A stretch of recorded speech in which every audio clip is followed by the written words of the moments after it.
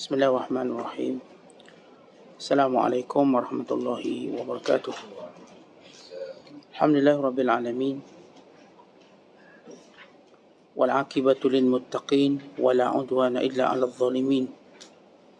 Asyhadu an la ilaha illallah wahdahu la syarikalah wa asyhadu anna Muhammadan abduhu wa rasuluh. Allahumma shalli wa sallim wa barik ala sayyidina Muhammad wa ala alihi wa sahbihi ajma'in wa ba'du. Wa qala al-musannifu rahimahullahu ta'ala wa nafa'ana Allahu bihi wa bi'ulumihi fid dharain amin. Berkata Imamul Allamah Syekh Abdul Qadir Al-Jilani, semoga Allah Ta'ala merahmatinya dan kita mendapat manfaat serta barakah ilmunya. Wahai gulam, awas jangan sampai Allah Azza wa Jalla melihat di hatimu ada sesuatu selain dia. Kelak pecah tembelangmu. Awas jangan sampai dia mendapati hatimu takut kepada selain dia atau mengharap selain daripada dia atau cinta kepada yang lain daripada dia. Bersihkan hatimu dari selain dia. Ingatlah bahawa yang buruk dan yang baik semuanya datang daripadanya. Sedang engkau hanya berada di rumahnya yang menjadi tetamunya. Wahai ulam, segala yang engkau lihat dari benda-benda yang engkau cintai itu adalah suatu cinta yang palsu, yang mana engkau bakal diseksa kerananya. Adapun cinta yang benar, yang tiada berubah ialah cinta kepada Allah Azza wa Jalla, iaitu yang engkau dapat melihatnya dengan mata hatimu. Itulah dia cinta para siddiqin dan ahli kerohanian, yakni para sufi. Mereka tiada mahu mencintai dengan iman sahaja, malah dengan keyakinan dan melihat dengan mata, sehingga tersingkap tabir-tabir yang menutup mata hati mereka. Lalu mereka dapat melihat apa yang ada di lingkungan gaib. Mereka telah melihat apa yang tiada dibolehkan penerangannya. Ya Allah, ya Tuhanku, berikan kami kurnia kecintaan kepadamu yang diiringi dengan keampunan, kemaafan dan keafiatan. Bahagian nasib kamu dari dunia hingga ke waktu-waktunya yang tertentu ada tersimpan di pembendaharaan Allah Azza wa Jalla. Tiada siapa pun yang dapat menahan kamu dari menerimanya di masa datangnya dari siapa yang memilikinya. Hal ini mentertawakan manusia dan membengongkan akal mereka serta mengejek-ngejek mereka. Dia juga mentertawakan orang yang meminta dari rezeki itu apa yang bukan dari bahagiannya tanpa izin daripada Allah Azza wa Jalla. Wahai kaum, jika sekiranya kamu membelakangi pintu itu, lalu kamu menuju ke pintu Allah Azza wa Jalla, nescaya akan keluar dan mengikuti kamu. Bohonglah akal daripada Allah Azza wa Jalla. Jika dunia itu datang kepada para wali Allah, nescaya mereka akan mengatakan kepadanya, hai dunia, pergi dari sini. Perdayakan orang-orang selain kami. Kami sudah kenalmu dan sudah lihatmu. Jangan hancurkan kami. Kerana kami telah tahu apa yang hendak engkau katakan. Dan jangan engkau cuba menghiaskan dirimu di hadapan kami. Kerana dinarmu itu memang memikat hati. Pergi hiaskan kecantikanmu itu pada berhala bulat yang terbuat dari kayu tetapi tiada roh padanya. Engkau sebenarnya adalah suatu lembaga tanpa ada ertinya, suatu pandangan bisu yang menyanyiakan, manakala pandangan yang bererti, yang berguna nanti di akhirat. Muslimin dan muslimat yang dirahmati Allah sekalian, Syekh Abdul Qadir bercakap tentang perkara yang perlu ada dalam jiwa, dalam diri orang-orang yang beriman. Antaranya bila beliau menyatakan waspadalah. Bila dalam hati kita ini tidak ada Allah, tidak ada ingatan pada Allah, tidak ada kesungguhan untuk mendekati Allah Subhanahu Wa Taala, tidak ada kemuliaan yang kita rasakan dengan takarrub kita kepada Allah Subhanahu Wa Taala, kelak nanti Allah Taala akan dedahkan rahsia kita. Artinya kalau seorang berpura-pura dalam imannya kepada Allah, akhirnya Allah akan dedahkan dia siapa. Sebab itu beriman pada Allah ialah beriman yang tulus dan ikhlas. Kerana siapa pun yang berpura-pura beriman kepada Allah dengan dakwa-dakwi semata-mata, kelak akan dibongkarkan rahsianya. Kelak akan datang ujian yang akan meletakkan dirinya pada tempat yang sebenarnya. Bukan dalam kelompok orang beriman, tapi dalam kelompok orang yang kufur. Kerana itu hikmah Allah Ta'ala datangkan ujian. Dan hikmah Allah Ta'ala datangkan pelbagai musibah dan bala untuk melihat siapa yang dalam hatinya penuh dengan Allah. Jadi ingatannya pada Allah, kebergantungannya pada Allah. Kerana kelak Allah akan tunjuk siapa mereka yang sebenar. Bahkan kalau kita lihat dalam sejarah keimanan, kenapakah Allah Ta'ala mematikan Nabi-Nabi dan Rasulnya? Bahkan kadang-kadang ketika mana umatnya memerlukan, Allah matikan para Nabi, para Rasul. Dan secara khusus kita melihat bila Allah Ta'ala mematikan, mewafatkan Nabi Muhammad sallallahu alaihi wasallam. Supaya dalam hati manusia yang beriman ini ada Allah semata-mata, tidak yang lain. Dan para sahabat memahami tarbiyah itu. Kerana itu mereka berkata, sebagaimana kata-kata Abu Bakar, siapa yang menyembah Muhammad, Muhammad sudah mati. Tetapi siapa yang menyembah Allah, Allah itu hidup selama-lamanya. Untuk menunjukkan satu mauqif, pendirian yang sebenar. Dan demikian juga bila Allah Ta'ala mematikan para ulama sebagai ujian kepada orang ramai sejauh mana ketulusan imannya pada Allah. Apakah kerana imannya pada fulan bin fulan yang mereka sekadar pembuka jalan? Mereka bukanlah hakikat kita. Pembuka jalan, penunjuk arah. Kita tidak akan terkeliru dalam memuliakan mereka. Akhirnya bila mati orang-orang yang kita kasihi, kita tetap istiqamah. Sebab hati kita penuh cinta pada Allah. Tapi Allah membongkarkan sekelompok orang yang pernah bersama Rasulullah tiba-tiba murtad. Orang yang pernah berjuang bersama Rasulullah tiba-tiba menentang Islam. Dan Allah menunjukkan siapakah yang benar teguh imannya. Dengan kepimpinan Abu Bakar As-Siddiq radhiyallahu ta'ala anhu, dikembalikan imannya. Namun Allah akan terus adakan ujian. Mati Abu Bakar, mati Umar, bukan mati Khulafa' Ar-Rasyidun, bukan jatuhnya kerajaan Islam. Semua ujian ini bagi membuktikan hati orang-orang beriman. Sebagaimana Allah sebut dalam Quran, ahasiban nasu an yutraku an yaqulu amanna wa hum la yuftanun. Apakah semua mereka menyangka dengan cukup mereka berkata kami beriman tanpa mereka diuji? Kami akan uji untuk memperlihatkan siapa mereka.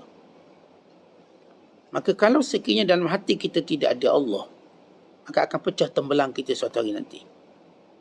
Itu perkara asas yang disebut oleh Syekh Abdul Qadir. Kemudian beliau menyatakan, hati-hati kalau dalam hati kita takut kita selain Allah, hati-hati. Dan kalau dalam hati kita harap kita selain Allah. Dan kalau dalam hati kita cinta kita selain Allah, maka ini yang merosakkan hati kita. Bila kita takut, bila kita harap, bila kita cinta selain Allah, maka tunggulah kebinasaan. Fatarabbasu hatta ya'ti Allahu bi amri. Tunggulah akan akibat perbuatan kamu itu.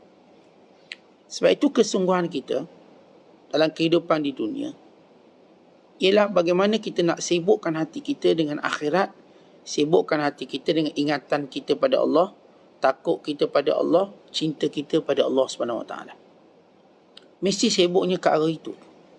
Kalau kita sibuk ke arah cinta pada makhluk, takut pada makhluk, berharap kepada makhluk, maka binasa kita. Sebab itu kita nak membina cinta kepada Allah, takut kepada Allah, harap kepada Allah. Yang lain-lain itu tidak ada apa-apa. Maka ini adalah kewajiban orang beriman. Kewajiban mencintai Allah, kewajiban orang beriman. Sebab itu bila Allah Ta'ala sebut dalam Quran, Kul in kana aba'ukum wa abna'ukum, Kul in kana aba'ukum wa abna'ukum wa ikhwanukum wa azwajukum wa ashiratukum wa amwalun ikhtaraftumuha wa tijaratun takshawna kasadaha wa masakinu tardawnaha ahabba ilaikum minallahi wa rasulihi wa jihadin fi sabili fatarabbasu hatta ya'ti Allah bi amri. Katakanlah kepada orang beriman, kalau sekiranya ayah-ayah kamu, anak-anak kamu, saudara-mara kamu, isteri-isteri kamu, keluarga-keluarga kamu, perniagaan yang kamu takut kerugiannya, dan tempat tinggal yang lebih kamu cinta daripada Allah dan Rasulnya dan berjihad pada jalannya, maka tunggulah akibatnya. Akan datang urusan Allah. Sebab itu Allah Ta'ala tunjuk dalam perjalanan hidup manusia, dipisahkan kita semua dengan semua benda yang kita sayang, iaitu kematian. Kenapa Allah ciptakan mati? Dan kita tahu mati itu makhluk, sebagaimana hidup itu makhluk. Allah yang ciptakan hidup dan Allah ciptakan mati. Kan itu Allah sebut allazi khalaqal mauta wal hayata liyabluwakum.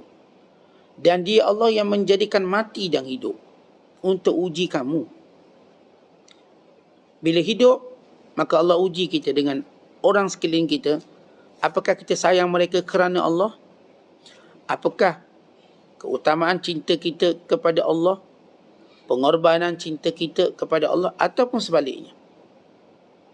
Kalau kita berjaya dalam hidup kita, berurusan dengan mereka ini kerana Allah, kemudian Allah akan adakan kematian untuk menunjukkan hasil apa yang kita lakukan.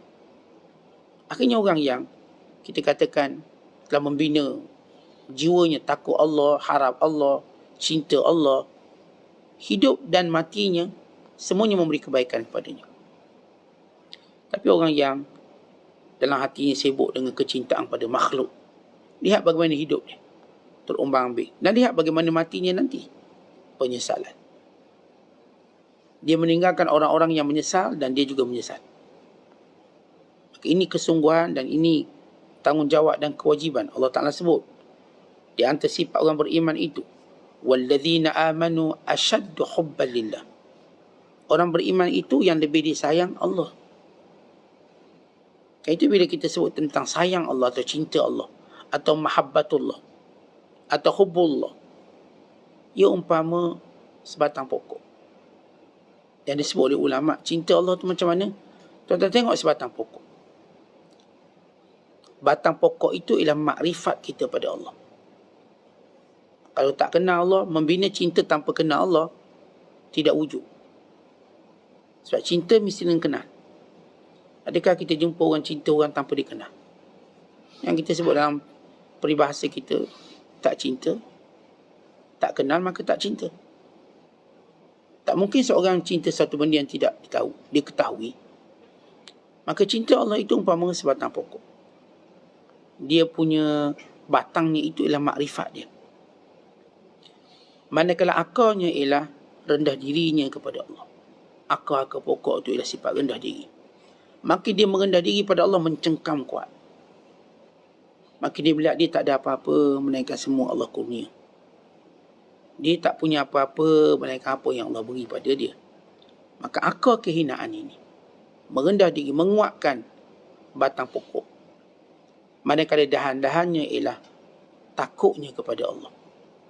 Dahan-dahan dia atau disebut sebagai asan, takut pada Allah. Manakala daun-daunnya ialah malu kepada Allah. Manakala buahnya itu adalah taatnya pada Allah. Yang disebut sebagai cinta pada Allah itu yang kita sebut umpama sebatang pokok.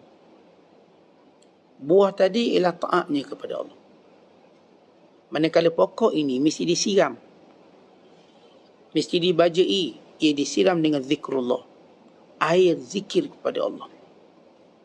Maka barulah pokok cinta yang sebenar, yang kukuh, yang kuat, yang apa pun berlaku tidak pernah pudar, dia terus mencengkam di bumi dan juga meninggi ke langit. Makinlah perumpamaan cinta kepada Allah Subhanahu Wa Taala. Kata Syekh, kalau kita lihat lain-lain selain Allah itu, ingat itu cinta palsu. Baik, bagaimana cinta itu jadi palsu? Yang tengok rumah, yang tengok kereta, yang tengok kebun, yang tengok ladang, yang tengok duit, yang tengok manusia, yang tengok anak, yang tengok suami, yang tengok isteri. Baik, bagaimana cinta ni palsu? Yang pertama, semua ini binasa. Kullu man 'alaiha fan, semua binasa. Bagaimana kita nak cinta dengan benda yang binasa? Yang akan mati, yang akan hancur, yang akan rosak. Yang kedua, semua ini lemah. Semua yang kita cinta ini lemah. Dia ada bebanan. Tak ada bebanan. Yang ni kena isi minyak, yang ni kena bayar bulan, yang ni kena ikut PA perangai dia sebab nak cinta tadi. Memenatkan kita. Bila kita cinta rumah yang besar, kita kena maintenance rumah tu.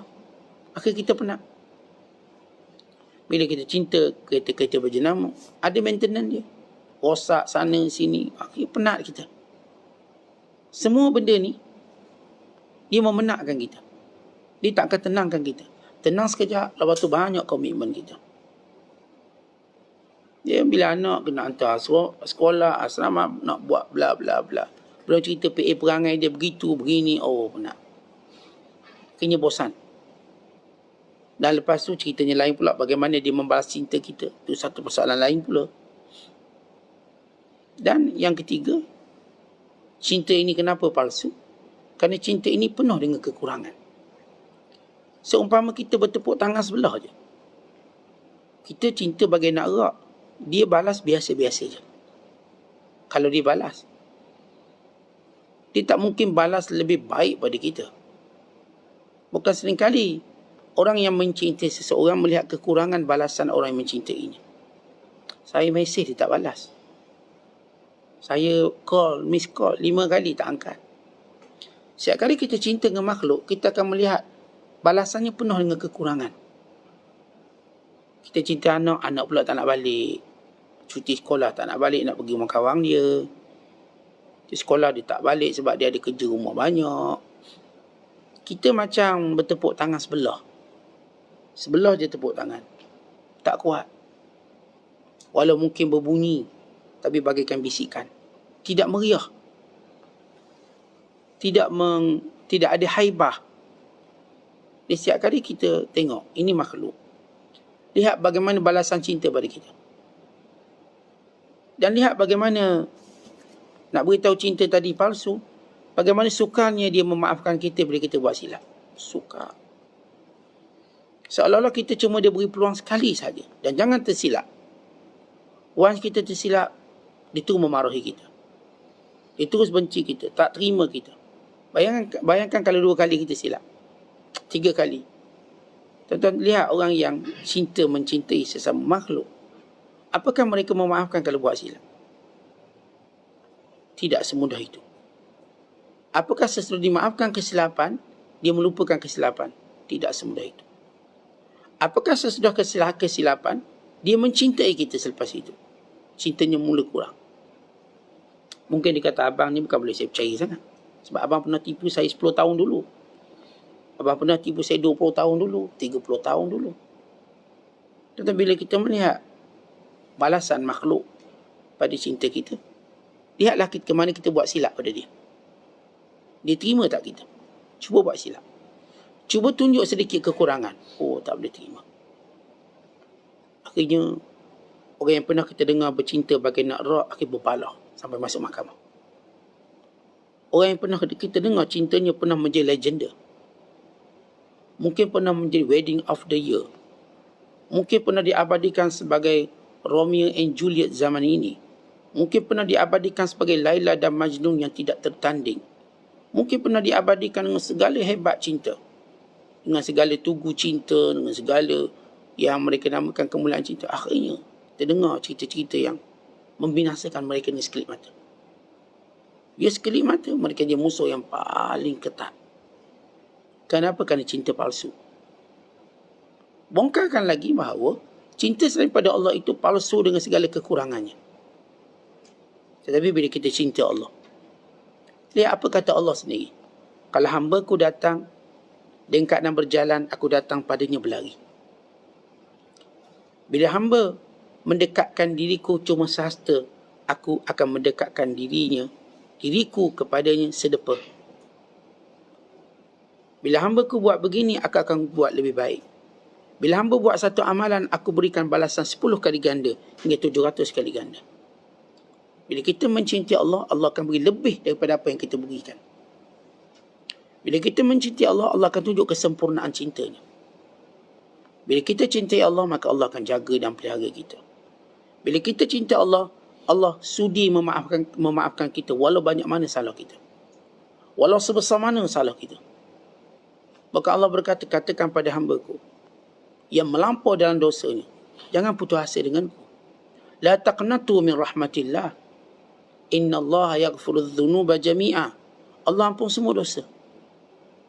Allah ampun semua dosa. Sedangkan kalau kita bertanya pada orang yang kita cinta, baik, beritahu saya apa yang awak tak akan maafkan saya. Banyak no. Dan kalau saya buat, kalau buat kita kira dah tak ada apa-apa hubungan. Macam tu diputuskan. Walau setengah apa yang kita buat tu tak salah pun. Baik secara agama dan sebagainya, tak salah. Tapi kalau awak buat macam tu, saya ancam putus cinta. Apakah cinta macam ni yang kita nak cari? Bukan kalau dia ada wasangka saja, dia mungkin putuskan cinta. Dia syak-syak je, dia akan putuskan cinta. Baru syak, kita tak buat pun dia syak. Saya syak abang ni, bla bla, putus cinta. Kita lihat bagaimana Allah Ta'ala. Walau hamba ini buat salah banyak, Allah sentiasa berkata, datang kemari. Qul ya ibadiyalladzina asrafu. Wahai hamba-Ku, ke sini kamu. Halumma ilayya, datang ke sini. Sehingga Allah Ta'ala menyebut, seolah-olah Allah berkata, datang. Bagaimanapun jauh kamu lari, bagaimanapun banyak dosa yang kamu lakukan, sila datang ke sini, aku maafkan. Allah Ta'ala bukan sekadar janji maafkan, Allah Ta'ala juga berjanji akan menyayangi. Tetapi siapa orang yang boleh sayang sesudah buat kesalahan? Siapa di kalangan kita, bila orang yang kita sayang buat salah, kemudian kita boleh sayang dia macam ni? Sayang itu boleh berkurangan. Kita dah ada satu pengalaman titik hitam yang kita akan ingat dan kita akan ulang. Dan kita akan ungkit bila perlu. Bila perlu kita akan ungkit. Ingat tak dulu apa yang buat? Ingat tak? Ingat tak? Setiap kali kita mengungkit, dia akan melebarkan jurang cinta kita. Maka cinta tak semesra dulu. Cinta tak mungkin sehebat dulu. Ia makin kurang. Jadi bila cinta pada Allah, setiap kebaikan Allah ganda. Yang dia abadi. Dan dia merehatkan.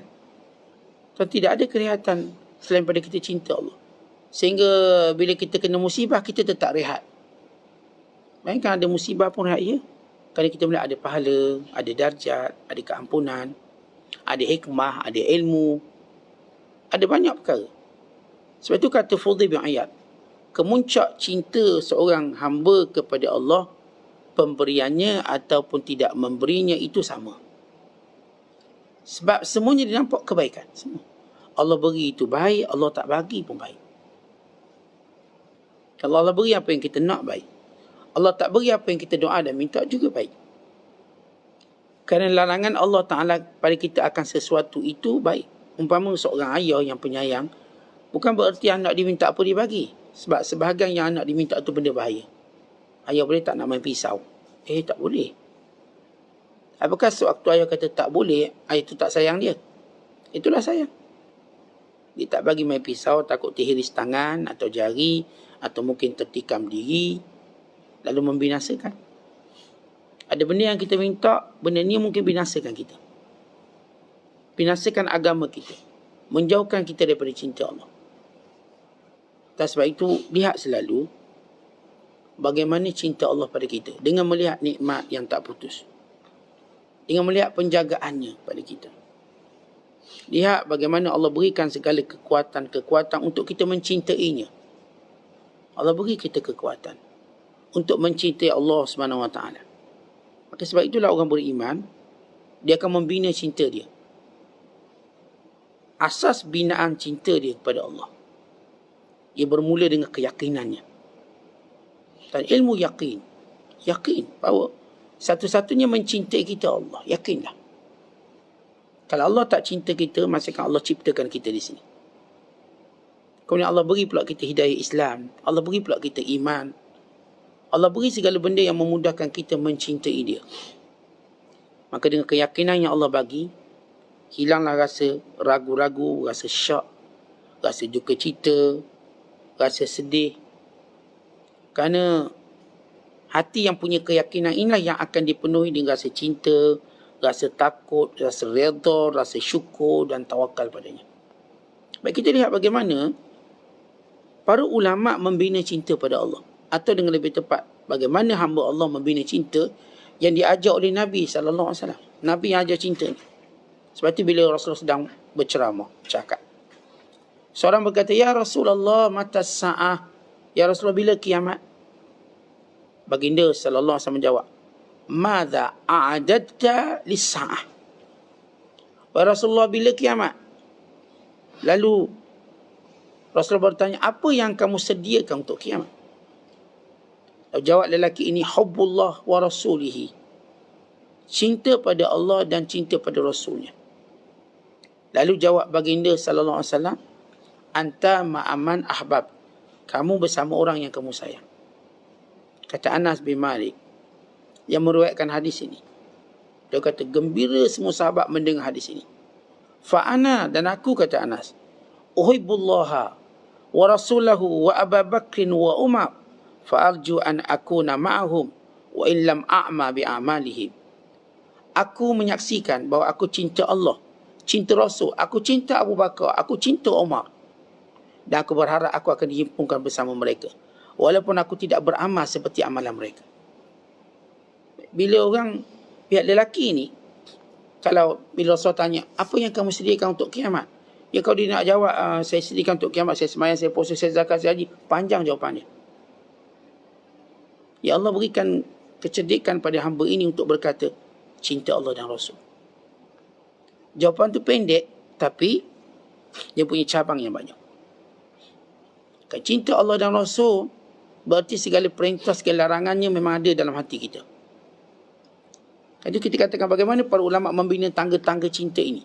Sebab cinta ni ada tangga. Sebab bila kita nak naik satu tempat, kita perlukan tangga. Cinta ni dia menaik. Maka bagaimana kita nak bina keutuhan tangga? Tuan-tuan nak naik tempat tinggi, tangganya kena kuat. Tangganya kena kukuh. Bukan seringkali kita melihat bangunan yang tinggi-tinggi, tangganya cantik, tidak sekadar kukuh. Cantik sepanjang tangga tadi. Lawa. Baik, tangga pertama yang mereka bina ialah mengikuti perintah Nabi SAW. Sebab makhluk yang telah diakui paling cinta Allah dan Allah paling mencintainya ialah Nabi Muhammad SAW. Sehingga Allah sebut dalam Quran, dalam surah Ali Imran ayat 31. Qul in kuntum tuhibbuna Allah fattabi'uni. Katakanlah wahai Muhammad kepada semua manusia, kalau benar kamu cinta Allah, ikut aku. Tentang ini fakta yang tak boleh siapa pun ubah. Sekali bila kita melihat seorang dia terseleweng daripada sunnah, dia mendakwa cinta, dia berbohong. Kita kenal jalan Kuala Lumpur. Kita kenal sangat-sangat. Kita dah ulang-alik Kuala Lumpur puluhan tahun. Contoh. Dan ada orang bersama kita juga, dia kata nak ke Kuala Lumpur. Kita kata kenal. Tiba-tiba kita lihat dia keluar susul. Yang kita susul tu tak akan sampai Kuala Lumpur. Kita akan mengingkari. Ini bukan lagi KL. Kerana susul ini pergi tempat lain. Dan kita juga tahu susul ini kalau nak patah balik memang tak akan keluar. Ya, ada susul kita tahu dia tetap sampai. Sebab dia pilih jalan bukan jalan yang ada tol. Dia tak pilih jalan yang ada tol. Dia mungkin dia tak mampu untuk bayar tu, mungkin dia nak lebih jimat. Kita pun tahu jalan kampung ni boleh sampai, tapi dia lambat. Dia lambat. Mungkin jam. Mungkin berisiko sebab dia kena potong lori. Kita highway, kita tak payah potong lori sebab dia ada line masing-masing. Jalan dia. Sesekali je tekan brake. Sesekali. Yang ikut jalan kampung ni memang main brake je lah. Sebab risiko potong. Kita jalan salah, dia jalan dua hala. Tu belum cerita kura-kura merangkak tengah jalan. Binatang melintas. Banyak risiko. Ya mungkin dia sampai. Itu pun kalau saya katakan, kita memang tahu jalan ni memang ke Kuala Lumpur. Tapi kalau kita tahu, ini bukan jalan KL. Bukan. Saya tahu. Dan dia tak akan sampai. Melainkan dia patah masa balik. Ya kita kenal jalan ni. Demikian jalan menuju Allah ini, tuan-tuan, kita kenal. Yang Rasulullah lalu. Jangan dia cuba cari susul lain. Dia tak akan sampai. Dan tidak ada orang yang dapat menandingi cinta Nabi SAW. Dan Rasulullah menyatakan, aku paling takut pada Allah. Aku paling takut. Dan aku paling kenal Allah. Bila ada sahabat cuba nak cari jalan lain, Nabi menegur mereka. Yang seorang tak nak kahwin untuk sampai pada jalan Allah. Yang seorang lagi tak nak makan, cuma nak berpuasa untuk sampai pada Allah. Yang seorang lagi tak nak tidur-tidur. Jaga qiyam untuk sampai pada Allah. Nabi kata semua tak akan sampai. Aku paling takut Allah. Aku paling kenal Allah. Maka jalannya begini. Aku berkahwin. Aku makan. Aku berpuasa. Aku tidur dan aku jaga. Dan semua para Nabi melakukan benda yang sama. Semua Nabi-Nabi berkahwin. Semua. Ada orang kata Nabi Allah Yahya tidak berkahwin. Berkahwin. Banyak kaum ulama tafsir kata kahwin. Tapi perkataan hasuran, artinya dia tidak menggauli isterinya. Dia berkahwin. Bukan Nabi Isa dia akan turun ke bumi dan dia akan kahwin. Membatalkan syariat pada Kristian tak kahwin. Bukan Nabi Isa akan berkahwin. Kerana tugas para Nabi untuk tunjuk jalan sampai pada Allah dengan sebenar. Jadi kalau kita sebut seorang nak dekat dengan Allah tidak mau kahwin, tak. Melainkan dia ada alasan lain. Kalau saya nak dekat Allah dengan cara tak kahwin, itu bukan. Kalau dia kata saya tak mampu, kerana itu, kerana yang baik, itu alasan lain. Tapi untuk berkata dengan berkahwin tak akan sampai pada Allah, maka dia berbohong. Kerana semulia-mulia makhluk itu berkahwin. Bukan di sisinya ramai wanita, ramai isteri. Kerana isteri ini antara penyebab sampai kita pada Allah. Sama juga suami, pasangan. Kata Ustaz ni Rabi'atul Adawiyah tak kahwin. Itu bukan hujah kita. Hujah kita ialah para Nabi. Apakah seorang boleh menandingi cinta para Nabi kepada Allah berbanding orang lain? Sebab mana pun kita menggambarkan cinta Rabi'atul Adawiyah, ia tidak mampu menandingi kehebatan cinta Rasulullah kepada Allah. Tidak mampu menandinginya. Maka itu jalan kita. Dan Rabi'atul Adawiyah pun dia tak pernah kata jangan kahwin. Tetapi berdasarkan kemampuan dia. Dia tak pernah kata nak sampai pada Allah kamu jangan kahwin. Dia tak pernah menyatakan demikian. Dan itu kita kena tahu. Ittiba'ur Rasul, itu mengikuti Rasul. Ini tangga pertama. Dan tangga yang kedua ialah hifdzu hududihi, menjaga segala larangan Allah. Rasulullah sallallahu alaihi wasallam memberi perumpamaan jalan Allah yang lurus ini straight. Dan ada penyeru dari langit yang berkata inilah jalan yang lurus, sila lalui. Dan ada penyeru dari bawah dengan berkata lazimilah jalan ini. Dan di kiri kanannya ada pintu-pintu. Rasulullah beri perumpamaan. Bila seorang cuba masuk pintu, itu ialah larangan Allah, jangan masuk. Tilka hududullah, itu adalah tempat larangan Allah, jangan dimasuk, jangan dijenguk. Jalan terus. Jalan terus. Jadi kalau seorang nak cinta pada Allah, dia langgar perintah Allah, cintanya akan terjejas. Cintanya akan terkesan. Maka tangga kedua, tuan-tuan sekalian, jagalah segala larangan Allah. Kerana itu kita perlu mengenali apa yang haram. Yang namanya dosa. Walau sekecil-kecil dosa. Apatah lagi sebesarnya. Yang Allah sentiasa sebut dalam Quran. Tilka hududullah, fala taqrabuha. Tilka hududullah, fala ta'taduha. Ini larangan Allah, jangan dekat. Ini larangan Allah, jangan engkau mencerobohnya. Dalam banyak ayat Allah, Allah menyebut kata hudud, larangan, perbatasan. Tuan-tuan, kita kalau kita ke laut, kita tahu mana sempadan negara kita. Jangan terlebih nanti kena tangkap.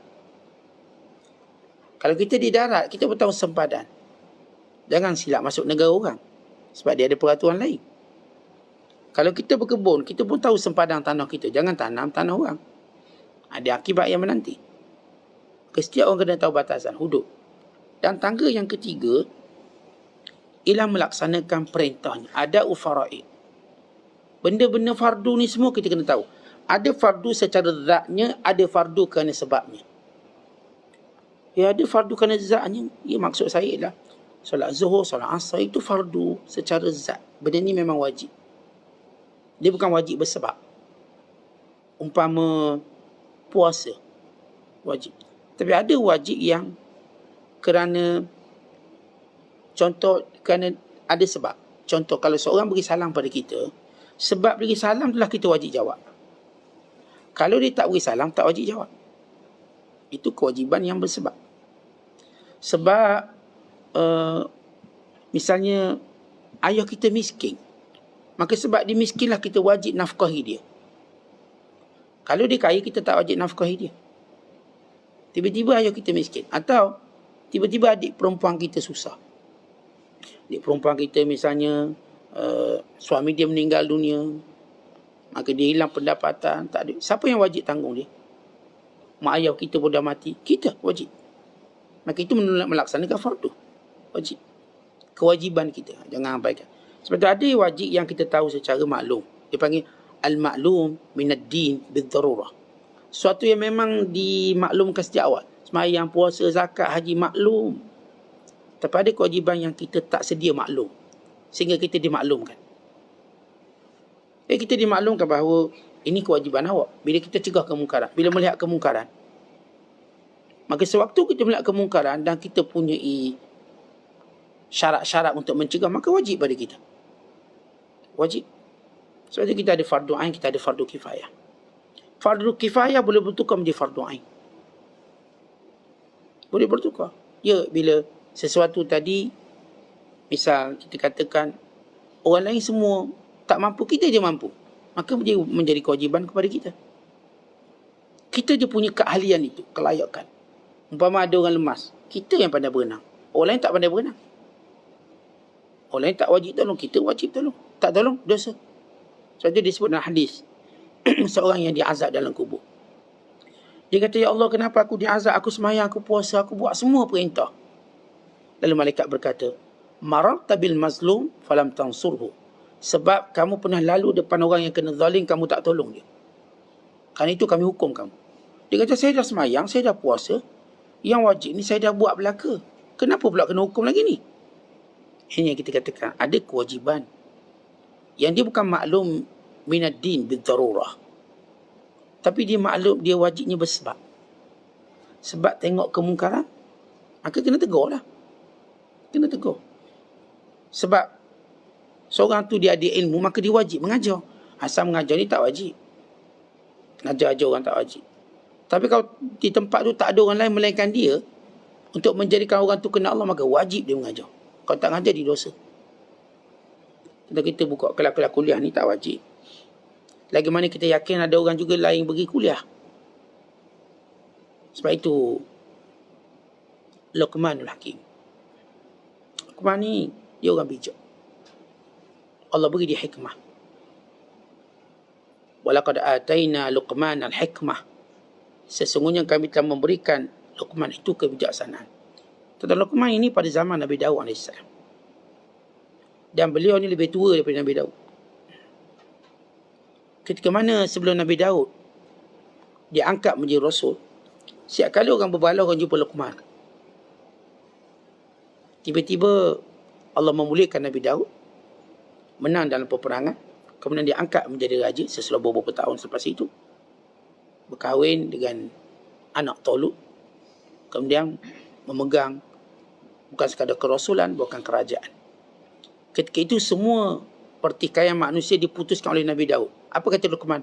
Segala puji bagi Allah yang telah membebaskan aku daripada kewajiban ini. Aku tak payah lagi nak jadi hakim. Sebab dah ada hakim Daud AS. Ya, dia faham. Pada ketika Nabi Daud belum ada, wajib bagi dia. Tapi kalau sekiranya Nabi Daud dah ada, dia tak wajib. Kan itu Fudail bin Iyad, dia ni alim. Tapi dia tak buka kelas. Sebab apa dia kata? Dah ada orang mengajar, buat apa? Dan aku tidak mahu menguji hatiku. Kerana ada persaingan yang boleh menyebabkan aku tidak ikhlas.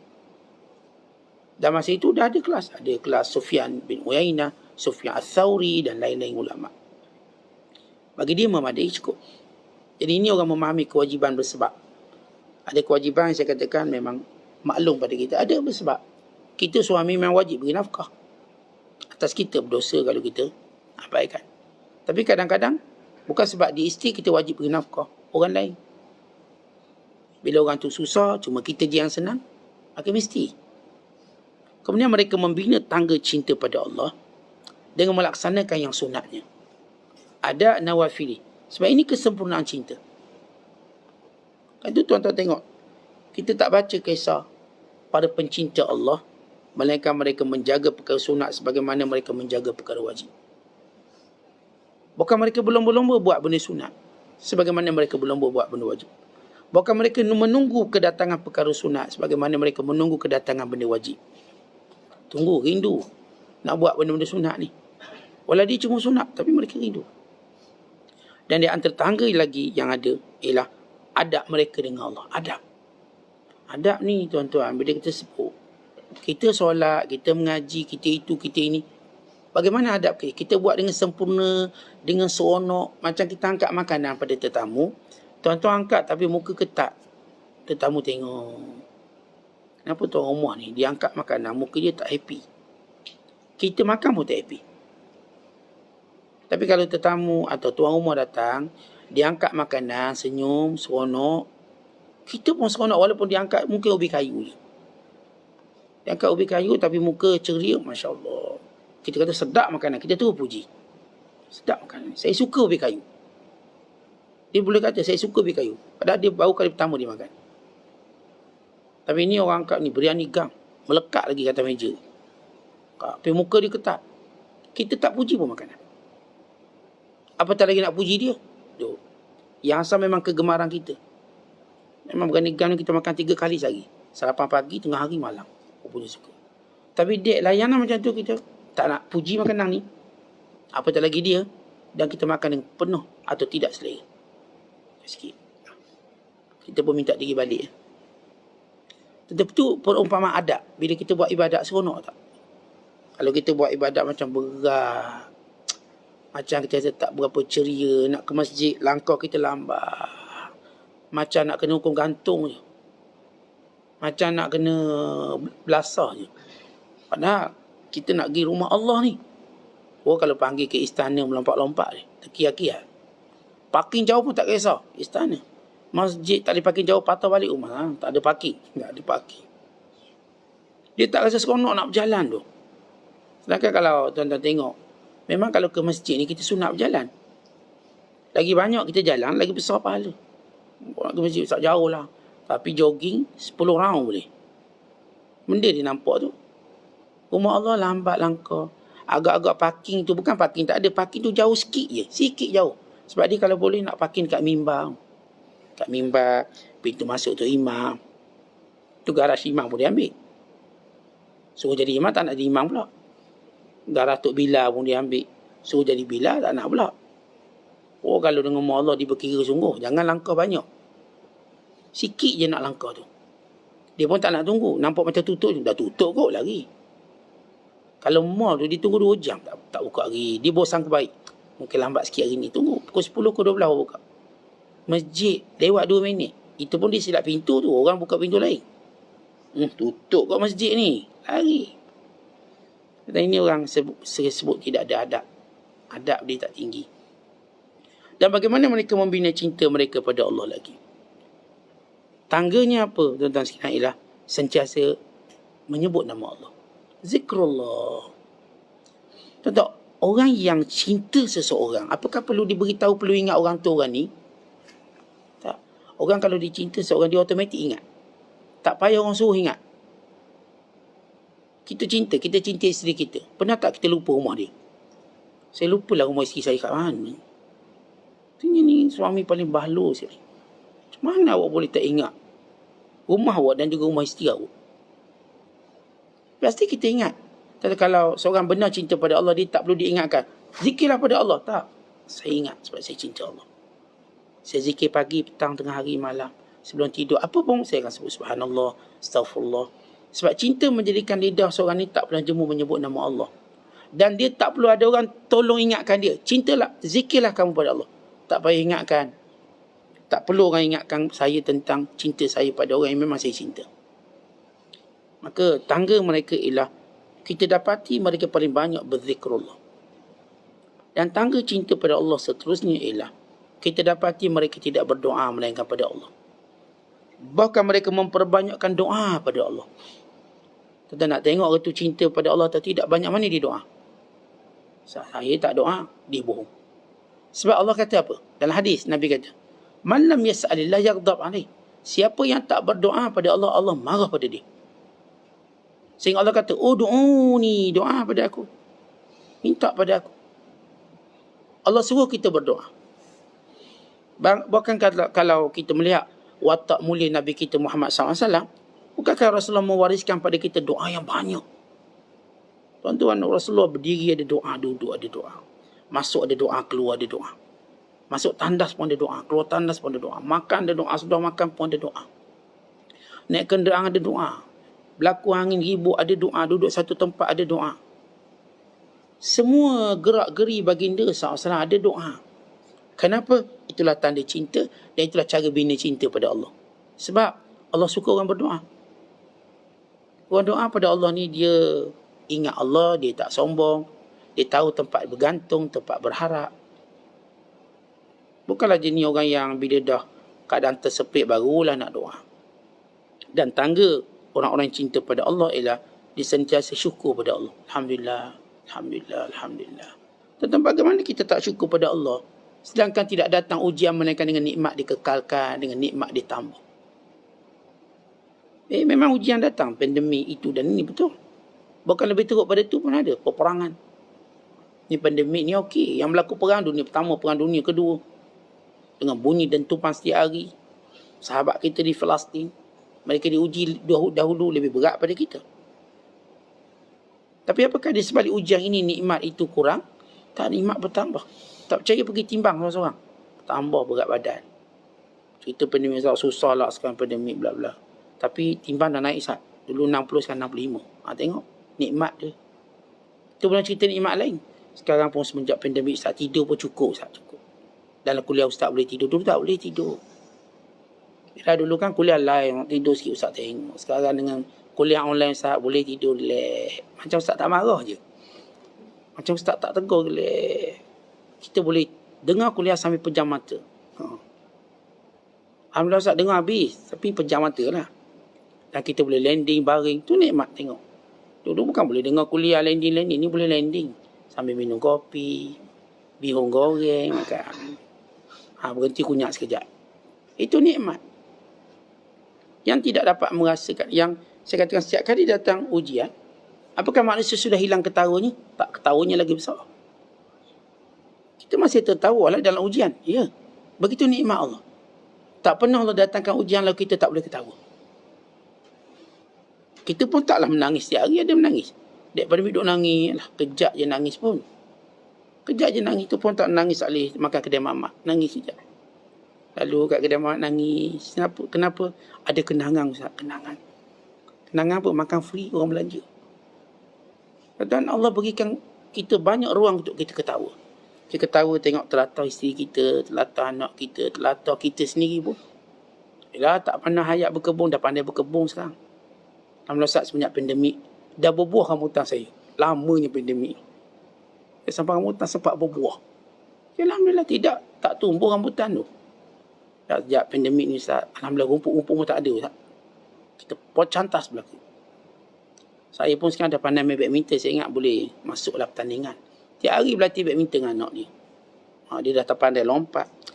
Ya kalau kita analisis, setiap ujian Allah, nikmatnya berganda di dalamnya. Tapi Dah jenis perangai manusia, mengeluhnya pada benda yang sikit, bersyukurnya kurang. Mengeluhnya pada benda yang dia tak nampak tu. Padahal yang kat tangan ni penuh nikmat. Tangan kiri kanan, dalam gendongan, dalam poket, dalam simpanan. Tapi yang sikit dia tak dapat tu lah dia sedih. Itu memang watak kita. Halu'a, cepat keluh kesah. Dan tangga orang cinta kepada Allah ini, ialah dia sentiasa tawakal pada Allah. Apa pun serah pada Allah. Dan macam mana kita serah pada Allah. Kita dah buat, kita dah ikhtiar, serah pada Allah. Kita tak pernah rasa lemah. Dah habis ikhtiar, kita tak lemah sebab kita ada tawakal. Oh, saya dah buat macam-macam, tak apa, saya tawakal. Anak saya dah buat macam-macam untuk buat ni, tak dengar cakap, tak apa, kita tawakal. Kita dah buat semua kan? Dah, kita tawakal pada Allah. Moga Allah beri kita ilham lagi apa yang patut kita buat. Kita sentiasa optimis, yakin. Ini tangga orang cinta pada Allah. Dan juga tangga orang cinta Allah ialah husnuzan, sentiasa wasangka baik pada Allah. Apa pun yang berlaku, baik. Khairan. Baik tuan-tuan. Tak ada yang tak baik. Kalau berlaku kematian, ada kebaikan. Kalau berlaku kekurangan rezeki, ada kebaikan. Ini wasangka baik pada Allah. Ni musibah lama, jangan bimbang. InsyaAllah nanti Allah angkat. Nanti kita kembali pada asal, wasangka baik. Nanti kita akan merindui detik ni kembali. Allah Ustaz. Dulu seronok lockdown Ustaz. Seronok pula dulu masa lockdown. Awak kata macam tak seronok. Dah lepas macam seronok pula. Macam orang masuk hospital lah. Masuk hospital duk ngeluh. Dia pun keluar. Seronok juga duk orang hospital ni. Kenapa seronok? Ya seronok. Sebab makan orang suap. Dia rindu balik detik yang pernah dia anggap sebagai musibah. Itu perangai manusia. Perangai manusia dia boleh cerita balik musibah dia dengan ketawa. Maknanya benda tu bukan musibah sangat. Dia boleh cerita balik dengan ketawa. Dia tak perlu cerita dengan air mata. Dia cerita dengan kelak ketawa. Walau yang dia ceritakan musibah yang pernah dia lalui. Musibah dia pernah lalui. Kemudian di antara tangga cinta pada Allah ialah redha dengan apa pun yang berlaku. Redha. Apa pun berlaku kita redha. Redha kerana kita melihat lebih baik. Dia apa tidak baiknya? Pahala itu baik. Dunia ini sementara. Syurga itu agung. Dunia ini cuma sekejap. Kemudian tangga yang berikutnya ialah sabar dia. Sabar dia buat taat. Sabar dia tinggalkan larangan. Sabar dia dalam ujian. Dan ini tangga-tangga cinta yang mereka bina. Ingat, cinta tu ada tangga. Tak mungkin seorang melompat turun cinta. Kalau tuan-tuan kita secara analoginya kaitkan hubungan kita dengan manusia, bukankah kita perlu tengok dulu, perlu kenal dulu, perlu tahu nombor telefon, tahu alamat rumah, perlu ada percakapan itu ini sebelum kita minang, tunang sampai sehinggalah kita kahwin. Dia ada tangga dia, tak ada orang melompat terus. Jumpa tu ajak kahwin. Gila ke apa dia ni? Jumpa kahwin tak? Wish, ni orang gila ni. Tak ada mukaddimah langsung. Dalam cinta Allah, seorang kata, saya cinta Allah. Bohong. Lihat tanggamu. Lihat tangga yang kamu bina. Sebab cinta Allah ni terlalu tinggi. Dia berada pada kemuncaknya. Tidak mungkin kamu naik ke gunung tu sampai ke puncaknya. Ada penat lelah yang perlu kamu bayar. Ada perkara yang perlu kamu lalui. Ada denainya. Ada lumpurnya. Ada durinya. Sehingga kamu naik atas, sehingga dapat menghirup udara segar, tenang. Melihat segala keindahan alam. Segala keindahan makhluk. Sebab seorang, bila benar cinta kepada Allah, mula Allah Ta'ala memperlihatkan sesuatu yang di belakang matanya. Bukan mengatasi akalnya. Dan mungkin ada orang tertawa. Dan benda ini tak boleh cerita, kata Syekh Abdul Qadir. Kalau benar cinta seorang itu pada Allah, maka dia akan dapat sesuatu yang dia tak boleh cerita pada orang. Kenapa? Dia tak mungkin dipahami. Orang yang tak bercinta, dia tak faham apa itu cinta. Takkan. Ada benda kita tak mampu cerita pada orang yang tak pernah melaluinya. Macam mana kita nak cerita? Bagaimana Imam Ghazali bagi satu perumpamaan. Bila seorang mengantar surat. Seorang tadi dia ni, kita sebut mati pucuk lah. Kemudian ditanya pada seorang yang berkata, macam mana kelazatan bersama dengan isteri? Dia kata, kalau aku cerita pun kamu tak akan faham. Sebab kamu bukan ahli. Kamu tak ada apa-apa benda tu. Sama juga bila orang tu benar cinta Allah. Ada benda kita tak boleh cerita. Kenapa? Dia tak akan faham. Dia mungkin mentertawakan kita. Bila kita bercakap rezeki ni, bukan sekadar apa yang kamu usahakan. Dia boleh datang cara lain. Dia tertawakan kita. Mana mungkin Rezeki datang dengan cara ni. Dia tak mungkin datang melayang bergolek. Rezeki dia tak percaya datang bergolek melayang. Bagi dia dengan ikhtiar. Sebab kamu tak cinta pada Allah. Bila kamu tak cinta pada Allah, kamu memahami secara nizam dunia. Dunia itu makhluk Allah. Allah ada peraturan dia. Dunia ada peraturan dia. Tapi Allah ada peraturan yang mengatasi peraturan dunia. Sebab yang buat peraturan dunia juga Allah. Pada orang lemah iman seumpama Fulan bin Fulan. Tetapi orang yang kenal Allah mula dilihat bagaimana rezeki itu datang. Bagaimana rezeki itu datang? Tuan-tuan, kalau sekiranya sesuatu makhluk dalam batu yang pejat, rezeki itu boleh masuk datang. Demikian penjagaan Allah. Kadang-kadang kita tengok, orang ni dah kena penjara. Tak ada rezeki. Tak, rezeki masuk dalam penjara. Tetap boleh makan pagi, tengah hari, malam makan. Dulu kata, kalau kau tak kerja, kau tak dia makan. Ya ke tak kerja tak dia makan? Itu banduang boleh makan. Di Amerika, oleh kerana bagus, ia mungkin sebahagian penjara. Saya tak kata semua bagus. Ada orang bila dia buat jenayah, dia kena masuk penjara. Bila dia keluar, dia nampak macam susah lah hidup kat luar. Dia tak biasa sebab dia biasa hidup dalam penjara. Dia buat balik jenayah untuk masuk balik. Dia lebih seronok. Dia ada orang macam tu. Sebab bila dia duduk kat luar, dia macam tak tahu nak buat apa. Masuk penjara, banyak benda dia boleh buat. Maka dia pun suka duduk penjara. Demikian Allah jadikan peraturan-peraturan. Bagi orang kenal dan cinta Allah tahu ini peraturan Allah. Tapi orang tidak punya cinta, dia mungkin melihat sesuatu itu dengan cara yang berlainan. Sehingga sempit dadanya, cepat putus asanya. Baik. Kerana itu, tuan-tuan perlu kita menanamkan cinta kita pada Allah. Dengan segala tangga-tangga yang kita sebutkan tadi. Mudah-mudahan Allah sampaikan kita pada cintanya. Cinta pada Allah yang sebenar. Allah Ta'ala merahmati kita dan menyampaikan cinta yang Allah Ta'ala perintahkan kita mencintainya. Wallahu a'lam bishawab. Assalamualaikum warahmatullahi wabarakatuh.